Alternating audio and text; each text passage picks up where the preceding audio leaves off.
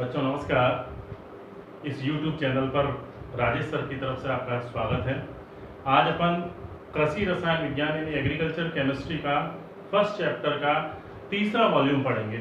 इससे पहले अपन ने सॉइल कंपोनेंट के बारे में पढ़ा था कि मृदा के अवयव कौन कौन से होते हैं, ये अपन कर चुके हैं बच्चों। अब अपन इसमें जो पढ़ेंगे वो पढ़ेंगे मृदा के बारे में कि मृदा जो होती है वो कितने प्रकार की होती है।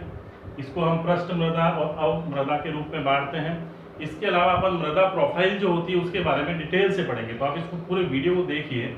आप जब इस पूरे वीडियो को देखेंगे तो आपको ये पूरा अच्छे से समझ में आ जाएगा कि मृदा में जो प्रकार हैं वो कैसे होते हैं और मृदा की जो स्ट्रक्चर जो होता है, इसकी जो प्रोफाइल होती है वो किस प्रकार की होती है। तो अपन पढ़ते हैं बच्चों मृदा के बारे में। मृदा जो है उसको हमने वैसे दो भागों में बांटा है, पृष्ठ मृदा यानी सरफेस सॉइल और दूसरा है अवमृदा यानी सब सॉइल। पृष्ठ मृदा क्या होती है, यानी जो मृदा की जो परत होती है उसको हम दो भागों में बांट देते हैं। जो मृदा जो होती है इस मृदा की परत को दो भागों में बांट दिया जाता है। एक होती है ऊपर की परत और एक होती है नीचे की परत। तो जो ये ऊपर की जो परत है, इस ऊपर की परत को ही क्या कहते हैं, पृष्ठ मृदा कह देते हैं, है ना, सरफेस सॉइल कहते हैं। ये पृष्ठ मृदा जो होती है इसकी गहराई जो होती है वो 0 से लेकर के 15 सेंटीमीटर तक होती है। यानी पृथ्वी की सबसे ऊपरी सतह जो होती है 0 सेंटीमीटर से 15 सेंटीमीटर की दूरी तक ये पृष्ठ मृदा पाई जाती है। ठीक है बच्चों, इसकी गहराई। और ये इसमें क्या होता है, कृषि से संबंधित जितने भी कार्य किए जाते हैं, मशीन चलाई जाती है, औजार जो मिट्टी में लगाए जाते हैं, वो सारे के सारे इसी परत में लगाए जाते हैं। यानी पृष्ठ मृदा में ही सारे मशीनरी कार्य कृषि से संबंधित किए जाते हैं। इस बात का ध्यान रखना, क्योंकि ये क्वेश्चन कई बार पूछ लिया जाता है कि कृषि संबंधित जितने भी औजार हैं, मशीन हैं, वो मृदा के किस भाग में किए जाते हैं या कौन सी मृदा में किए जाते हैं बच्चों। तो ये ध्यान रखना कि वो पृष्ठ मृदा यानी सॉइल मृदा में ही ये कार्य किए जाते हैं। फिर अपन बात करते हैं अवमृदा की।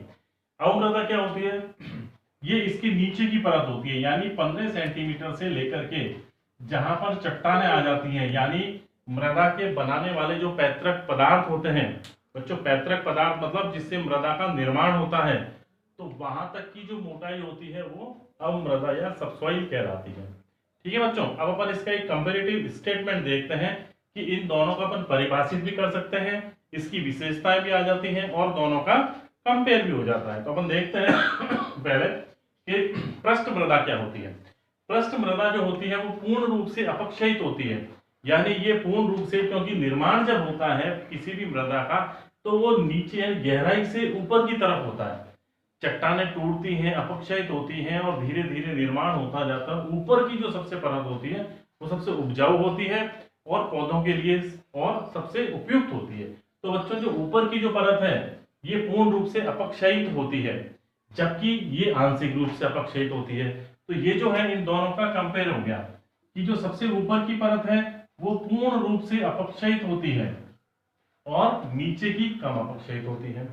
फिर देखते हैं कि मृदा जो है, मृदा वातन अच्छा होता है। मृदा वातन से मतलब क्या कि मृदा के जो छोटे छोटे कण होते हैं, इन छोटे छोटे कणों में वायु के जो स्थान होते हैं, वायु जो पाई जाती है उसको अपन कहते हैं मृदा वातन।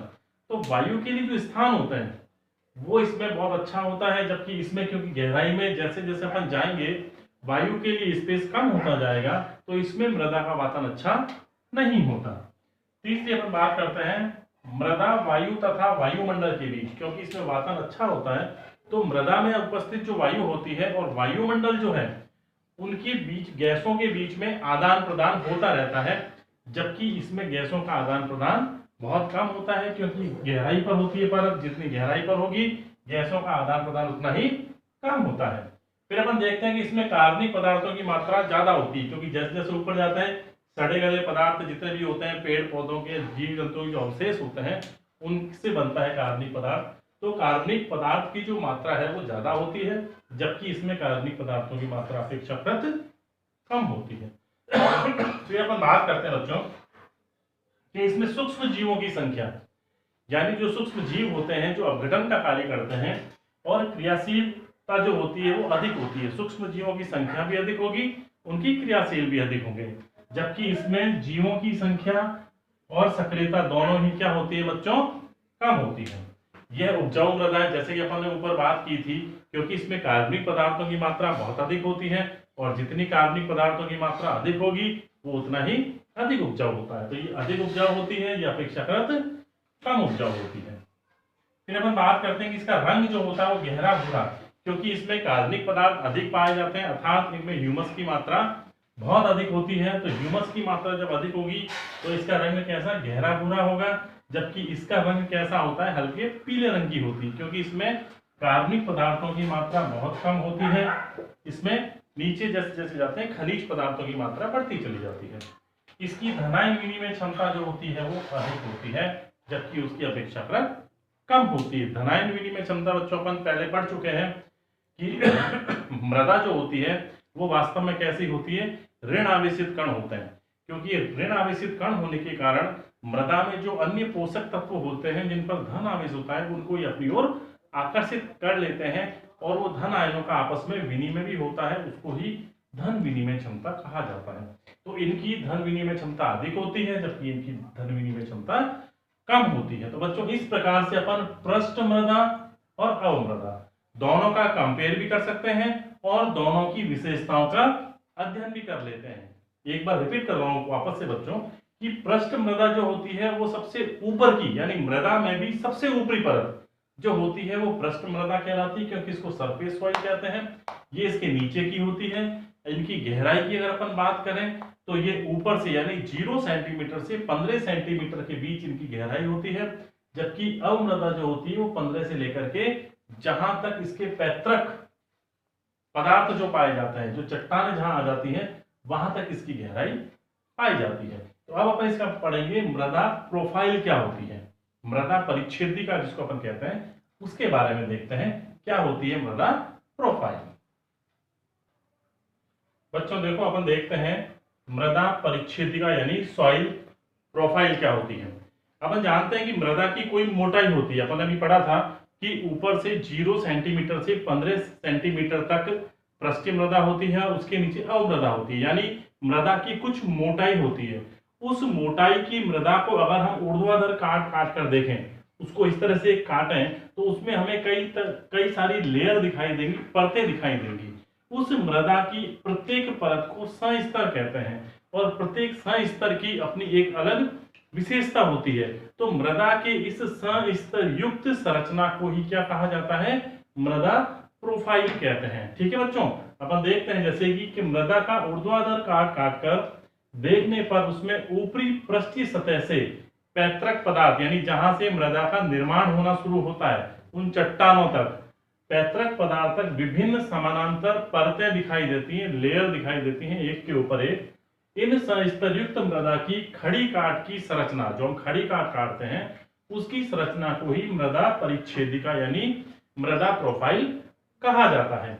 इसमें ऊपर से नीचे की तरफ सबसे ऊपर O परत होती है, फिर A, B, C और सबसे नीचे R परत पाई जाती है। तो इस प्रकार इसमें O, A, B, C तथा R संस्तर पाए जाते हैं और एक पूर्ण विकसित मृदा प्रोफाइल को प्रदर्शित करते हैं। हम यह देखते हैं आपके सामने एक ये पूरी की पूरी मृदा प्रोफाइल का आपके सामने एक चित्र है, अपन इसको समझते हैं। अपन देखते हैं कि देखो सबसे ऊपर जो स्तर है वो कहलाता है O संस्तर बच्चों। ठीक है, सबसे ऊपर का O संस्तर होता है, उसके नीचे A संस्तर पाया जाता है, फिर B, C और R। इस प्रकार से मृदा की खड़ी काट काट कर देखने पर उसमें विभिन्न प्रकार की लेयर यानी परतें दिखाई देती हैं जिनको संस्तर कहा जाता है। अपन इनको देखते हैं कि O जो संस्तर होता है, O संस्तर दो उप स्तर में बटा होता है, जिसमें O1 और O2 इसमें बांट देते हैं अपन। O1 जो संस्तर होता है वो अल्प विघटित कार्बनिक पदार्थों से बना होता है, यानी यहां तक का जो संस्तर होता है ये अल्प विघटित कार्बनिक पदार्थ होते हैं, इनका विघटन पूर्ण रूप से नहीं हुआ होता है। जबकि इसके नीचे जो है उसमें सूक्ष्म जीव होने के कारण ये पूर्ण रूपेण विघटित कार्बनिक पदार्थ होता है। तो ये O जो है दो उप स्तर में बटा होता है, O1 और O2।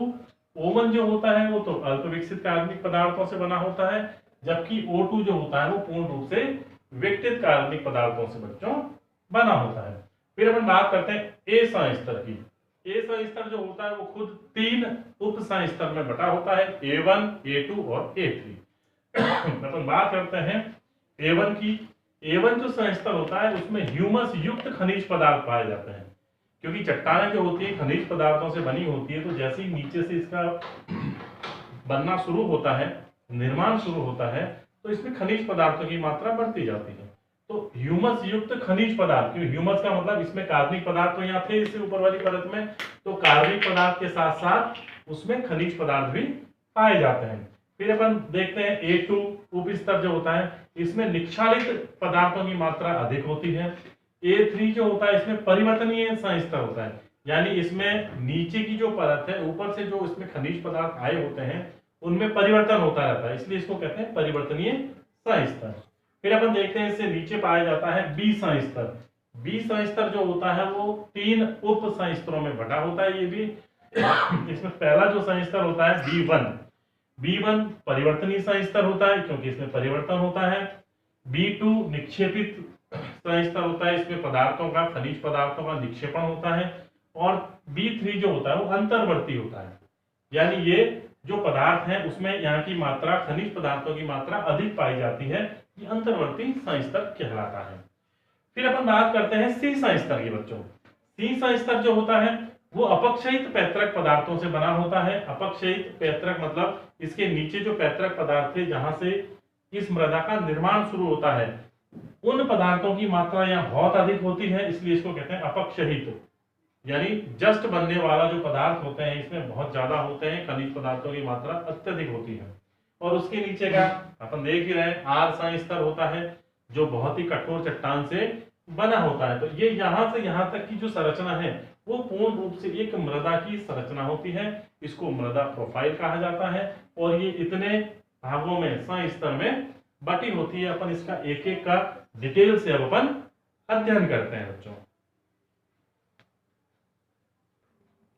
देखिए बच्चों, अब अपन इसकी संरचना को देखते हैं। सबसे पहले अपन पढ़ते हैं इसके O संस्तर की। O संस्तर जो होता है वो 2 उप संस्तरों में बटा होता है, यानी इसके 2 उप संस्तर पाए जाते हैं। कौन कौन से? O1 और O2। O1 उप संस्तर जो होता है उसमें बिना सड़े गले पदार्थों से ही बना होता है और इसे अपन नग्न आंखों से आसानी से देख सकते हैं, यानी ये जो उप संस्तर होता है उसको आंखों से आसानी से देखा जा सकता है। जबकि O2 जो उप संस्तर है, ये वाला, ये जो उप संस्तर है इसमें पूर्ण विकसित पादप तथा जंतु के अवशेष पाए जाते हैं। पेड़ पौधों के और जंतुओं के अवशेष इसमें पाए जाते हैं और उन्हें हम नग्न आंखों से नहीं देख सकते। फिर हम बात करते हैं A संस्तर की। A जो संस्तर है, A संस्तर जो होता है यह सबसे ऊपरी खनिज संस्तर कहलाता है। ये क्वेश्चन बहुत बार पूछा जाता है बच्चों, ध्यान रखना कि सबसे ऊपरी खनिज संस्तर कौन सा होता है, क्योंकि खनिज पदार्थ यहाँ से बनने शुरू होते हैं चट्टानों से, धीरे धीरे होते हुए इस संस्तर में पहुंच जाते हैं। तो कहने का अर्थ ये हुआ कि कौन से ऊपरी संस्तर में होते हैं? A संस्तर में होते हैं, यानी यह सबसे ऊपरी खनिज संस्तर होता है। ये भी 3 उप संस्तरों में बटा होता है, यानी इसके भी 3 उप संस्तर पाए जाते हैं, A1, A2 और A3। अपन देखते हैं A1 की बात करते हैं कि A1 उप संस्तर जो होता है इसमें कार्बनिक पदार्थ जो होते हैं उनकी खनिज के साथ उसका मिश्रण पाया जाता है, यानी इसमें कार्बनिक पदार्थ भी होते हैं, ऊपर से कार्बनिक पदार्थ आते हैं, नीचे से खनिज पदार्थ जाते हैं। तो इसमें कार्बनिक पदार्थ और खनिज पदार्थों का मिश्रण पाया जाता है, जिसके कारण इसका रंग जो होता है वो गहरा हो जाता है। इसका रंग बहुत अधिक गहरा होता है और इसमें कार्बनिक पदार्थ और खनिज दोनों का क्या होता है? मिश्रण पाया जाता है। फिर अपन देखते हैं A2 संस्तर की बात करते हैं कि A2 उप संस्तर जो होता है इसमें मृत्तिका यानी क्ले, लोहा और एल्यूमिनियम ऑक्साइड का निक्षालन होता है, ये यहाँ पर पाए जाते हैं तथा क्वार्ट्ज का सांद्रण यहाँ पर बढ़ जाता है। इसमें क्वार्ट्ज का की मात्रा जो होती है वो अधिक पाई जाती है। फिर अपन देखते हैं तीसरे A3 उप संस्तर की बात करते हैं। यह परिवर्तनीय उप संस्तर होता है, क्योंकि ये जो होती है बाउंड्री की लेयर होती है, B संस्तर और A संस्तर के बीच की लेयर होती है, इसलिए ये परिवर्तनीय उप संस्तर होता है जिसमें A संस्तर के मुख्य गुण पाए जाते हैं। इस पूरे के जो मुख्य गुण हैं वो इसी लेयर में पाए जाते हैं। ये परिवर्तनीय उप संस्तर होता है। तो इस प्रकार बच्चों O संस्तर, A स्तर, इसके बाद आएगा B स्तर। B स्तर जो होता है वो भी 3 उप स्तरों का बटा होता है, B1, B2, B3। देखते हैं अपन इसकी पूर्ण डिटेल। तीसरा जो अपना स्तर है वो है B स्तर। ये 3 उप स्तरों से बना होता है, B1, B2 और B3। इसमें 3 उप स्तर पाए जाते हैं। B1 उप स्तर जो होता है ये परिवर्तनशील स्तर होता है, जिसमें B स्तर के गुण की अधिकता पाई जाती है। यानी B स्तर जो होते हैं उनकी गुणों की अधिकता सबसे अधिक इसमें B1 वाले उप स्तर में पाई जाती है। B2 उप स्तर की अगर अपन बात करें बच्चों, तो इसे निक्षेपित या संचयन उप स्तर भी कहते हैं। यानी निक्षेपित या संचयन उप स्तर भी इसे कहा जाता है। इसमें मृत्तिका, लोहा और एल्यूमिनियम ऑक्साइड निक्षालित होकर जमा हो जाते हैं। यानी ये तीनों के तीनों जो होते हैं ये इसमें निक्षालित होकर के यहाँ पर जमा हो जाते हैं, इसलिए इसको क्या कहते हैं, निक्षेपित या संचयन उप स्तर कहा जाता है। तीसरा जो उप स्तर है वो होता है B3 उप स्तर। यह B तथा C स्तर के मध्य अंतर्वर्ती उप स्तर होता है। यानी ये B और C के मध्य का, बीच का अंतर्वर्ती का अर्थ ये हुआ कि इसमें कुछ गुण जो होते हैं, खनिज पदार्थ जो होते हैं आपस में अंतर्वर्ती होते हैं, परिवर्तित होते हैं, ठीक है ना, इसलिए इसको अंतर्वर्ती उप स्तर कहा जाता है। फिर अपन बात करते हैं चौथे स्तर की, यानी C स्तर।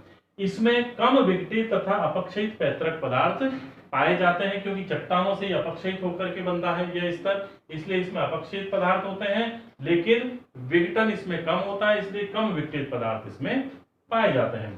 फिर अपन बात करते हैं इसके अंतिम स्तर की बच्चों, जो सबसे नीचे का स्तर होता है R स्तर।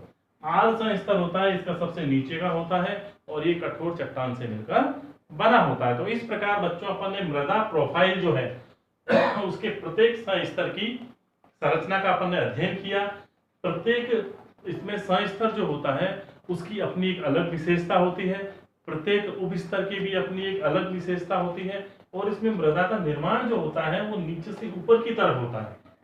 जैसा कि अपन इसमें अध्ययन किया और अपन को अध्ययन से पता लगा कि निर्माण जो होता है वास्तव में ऊपर से नीचे ना होकर के मृदा जो है वो धीरे धीरे अपक्षयित होकर के ऊपर की तरफ जाती है और मृदा का निर्माण बढ़ता जाता है, क्योंकि ऊपर कार्बनिक पदार्थ जो होते हैं वो अधिक इसमें मिलते हैं, इसलिए इसकी सबसे ऊपर की परत जो होती है सबसे उपजाऊ होती है और उसमें कार्बनिक पदार्थों की मात्रा भी बहुत अधिक होती है। तो बच्चों इस प्रकार से आपने देखा होगा इस वीडियो में कि अपन ने मृदा की जो परिच्छेदिका है, जो प्रोफाइल है, उसके बारे में पूर्ण रूप से अध्ययन किया। अब अपना जो अगला वीडियो होगा उसमें अपन चट्टानों के बारे में पढ़ेंगे, तो उस वीडियो को देखना ना भूलें। और ये अगर आपको पसंद आया हो तो आप इसको सब्सक्राइब कीजिए, लाइक कीजिए और अधिक से अधिक शेयर कीजिए। धन्यवाद।